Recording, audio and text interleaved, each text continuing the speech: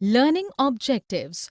After completing this learning module, you will be able to know about the essential process of a company formation, explain about the promoter and promotion of a company, understand the concept and process of shares and agreement, know about the capital subscription and appointment of the professionals, get introduced with Memorandum of Association, Articles of Association and Certificate of Incorporation.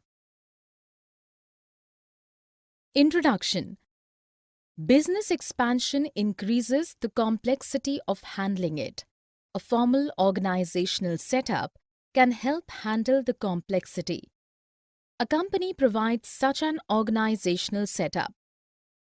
Why a company? Business expansion involves a huge investment of money. It is for large-scale production of a product and marketing that product. Formation of a company helps in tackling these issues, especially for medium and large-sized organizations. A company allows to handle competition, technological advancements, and investment requirements.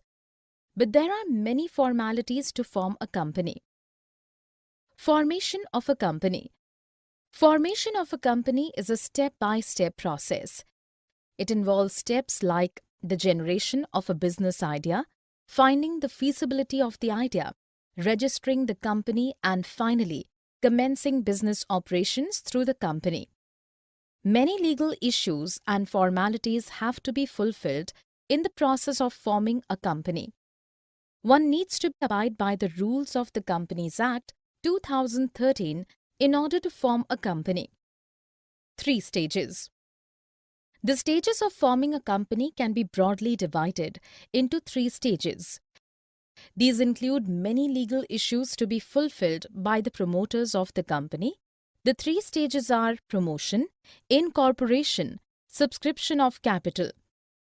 These stages are common for both private and public companies. Promotion of a company. The first stage in the formation of a company is the promotion of a company. The beginning, promotion of a company begins with a person, group of persons, or a company generating an idea.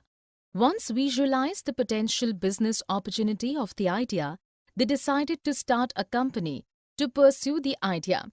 They are thus known as promoters of the company. The promoter. Promoter or promoters see that their idea is brought to life. Through a company, they make their idea a success. The requirement of men, material, equipment, money, etc. are handled by them.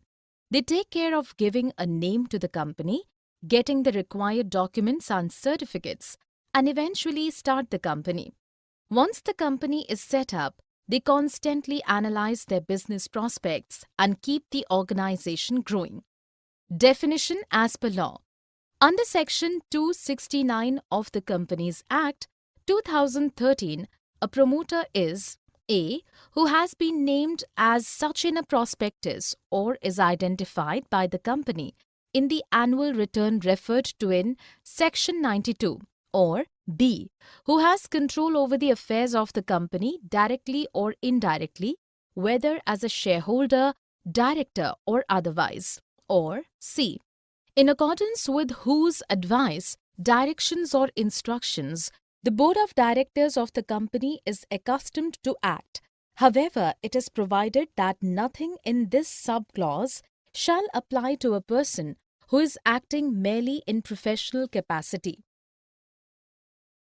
Functions of a promoter. Promoter or promoters of a company have various responsibilities for starting a company. The following are their functions. Identification of business opportunity. The first function of a promoter is identifying business opportunity related to a service or a product that is investment potential. Then the opportunity is analyzed for its economic feasibility. Feasibility studies. To check whether the business opportunity can be profitable, promoters conduct various feasibility studies by experts. They are A. Technical feasibility. It checks whether the idea is technically feasible or not. It looks for technology or raw material availability. Financial feasibility. This enables the promoters to know the exact fund requirement for their project, based on which they decide to move further with their business idea. Economic feasibility.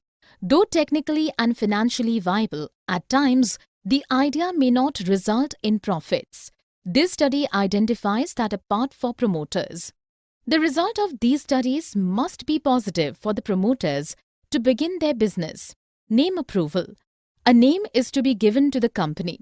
3 names have to be given to Registrar of Companies of the state where the company will be located. The name will be approved only if any other company is not using it. Fixing up signatories to Memorandum of Association. Promoters need to decide who will sign the Memorandum of Association. Those who sign will become the directors and take up shares in the company. Appointment of professionals. For submission of details of the promoters to the Registrar of Companies, professionals like auditors, mercantiles, bankers are appointed. Preparation of necessary documents. The final function of the promoters is to prepare necessary legally mandated documents. These are to be submitted to the Registrar of Companies to register the company. Documents required to be submitted. For registering a company, certain documents are to be provided by the promoters to the Registrar of Companies. Memorandum of Association. The objective of the company are defined in this document. The following are the certain clause of the memorandum. The name clause. The name approved by the Registrar of Companies is presented in this clause. Registered Office Clause. The state where the office of the company is registered, its exact address are mentioned in this clause. Objects Clause. The company's activities must not exceed the objects mentioned in this clause. Thus, it is very important clause. Liability Clause. This clause limits the liability of the promoters to the amount unpaid on the shares. Capital Clause. This clause determines the maximum capital that the company can raise through share issues. The authorized capital and the face value of the shares are mentioned here. The Memorandum of Association needs to be signed by 2 people in case of private company and by 7 people for a public company. Article of Association. This document consists of the rules to internally manage the company. Consent of proposed directors. Directors mentioned in the Memorandum of Association need to formally give a written consent that they will act in accordance with the Articles of Association. Agreement. This document is required if the company is willing to appoint any person as the managing director or a manager. It is to be submitted to the registrar. Statutory Declaration. This is a document stating the compliance of the promoters with the Companies Act. Receipt of payment of fee. Depending on the share capital authorized for the company, a proper is to be paid for the registration. Incorporation. Position of promoter.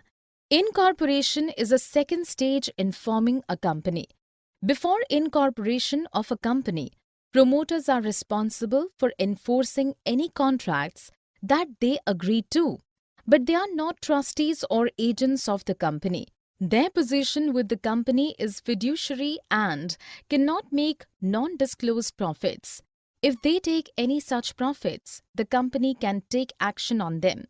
The promoters cannot claim the expenses incurred in promoting the company. However, the company can pay them afterward for their efforts. Also, they are eligible for shares and debentures of the company. Incorporation. To incorporate a company, an application for the same is to be submitted to the Registrar of Companies. It must be attached with the documents that are already mentioned, Memorandum of Association, Articles of Association, etc. After scrutinizing the documents, upon the satisfaction of the registrar, a certificate of incorporation is provided, thus a company is born. Effect of Certificate of Incorporation. The date on the Certificate of Incorporation is the birth date of the company. The certificate makes the company a legal entity. The registrar issues the certificate after thorough scrutiny. With the issuance of the certificate, the company can now start its business with immediate effect. It can raise funds for the business activities, employ people and start operations. Through the certificate, the company can enter into valid contracts, giving it a legal existence. Capital subscription. For raising capital from the public, there are certain formalities to be fulfilled by the company. The following will explain the same. SEBI approval. The Securities and Exchange Board of India, SEBI, is the highest regulatory authority of India. It lays down guidelines for information disclosure to protect the investors. A public company that wishes to raise funds from the public must follow these guidelines. Filing of prospectus. A company that wishes to raise funds from the public by selling shares and debentures need to file a prospectus with the registrar of company. It is a document which is either an advertisement or an invitation to the share buyers. The information provided in this document is what attracts the investors to the company. Appointment of bankers, brokers and underwriters. Raising funds from the public needs special expertise. Bankers of the company receive the money raised. Brokers sell the shares to the public. If the company feels that public interest is not high, it hires underwriters to buy the shares that are not purchased by the public. Minimum subscription. It is the minimum number of shares subscribed to the total shares issued. If the overall subscription is below this, money has to be returned to the subscribers. As per SEBI, for a share issue, the minimum subscription is 90% of the share size. Application to stock exchange. A company must apply to a stock exchange for handling its shares or debentures. This application is to be accepted by the stock exchange within 10 weeks. Otherwise, the company has to repay the money to the applicants. Allotment of shares. Money received through applications is to be placed in a bank account until the shares are allotted. Successful applicants will receive allotment letters signed by the director or company secretary. In case of discrepancies like fewer shares allotted to the applicant or no shares available for the applicant, money shall be returned to them. Summary. Look at what we have learned in this module. To tackle the complexity of a growing business, a proper organization is required. Forming a company fulfills that need. Forming a company entails 3 stages. 1. Promotion of a company. 2. Incorporation of a company. And 3. Capital subscription. Promotion of a company. In this stage, a practical shape is given to a business idea by the promoters of the company. They need to undertake various functions to promote a company. They are A. Identification of a business opportunity. B. Feasibility studies. C. Name approval. D. Fixing up signatories to the Memorandum of Association. E. Appointment of professionals. F. Preparation of necessary documents. The documents required for the promotion of a company are A. Memorandum of Association. B. Articles of Association. C. Consent of proposed directors. D. Agreement. E. Statutory declaration. F. Receipt of payment fee. All these are to be submitted to the Registrar of Companies of the state where the company's office is located. The second stage is the incorporation of the company. It involves the Registrar of Companies carefully scrutinizing the provided documents and allocation of the certificate of incorporation to the company. Once the certificate is issued, the company can immediately start its operations. It makes the company a legal business entity.